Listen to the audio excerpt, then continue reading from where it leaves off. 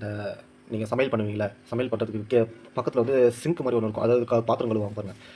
அதில் வர நீங்கள் சாப்பாடு வேஸ்ட்டு ஒரு சில தேவையில்லாதது, அதுக்கப்புறம் அந்த கெட்டு போகிறது, அதெல்லாம் நீங்கள் பார்த்தீங்கன்னா அந்த வந்து முக்கியம். முச்சுதுன்னா அதுலேயும் வந்து வைக்கும். அதுலேயும் வச்சுட்டு அதை சாப்பிட்டு அந்த புழு வளரும். நீங்கள் ஒன்ஸ் இல்லைங்க, நீங்கள் வச்சுட்டு ஒரு 2 டேஸுங்க, 2-3 டேஸ்லேயே அது கிரியேட் ஆகிடும். அது டக்குன்னு அந்த ப்ராசஸ் வந்துடும். ஆனால் நீங்கள் வந்து நல்ல கெட்டு போகணும், சரிங்களா? நல்லா முக்கியம்.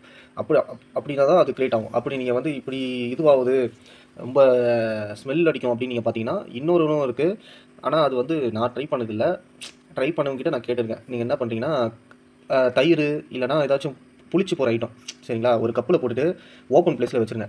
அப்படியே அது வந்து என்னென்னா அப்படியே கெட்டு போயிடணும், சரிங்களா? தயிர் அதாவது அதில் வந்து ஸ்மெல் அந்தளவுக்கு அடிக்காது. அதுக்காக சொல்கிறேன், சரிங்களா? அதுலேயும் வந்து முச்சுதுன்னா அதுலேயும் வச்சுட்டு போயிடும். அதை சாப்பிட்றதுக்கும் கிரியேட் ஆகும். நீங்கள் அப்படியும் ட்ரை பண்ணி பார்க்கலாம். நான் ட்ரை பண்ணது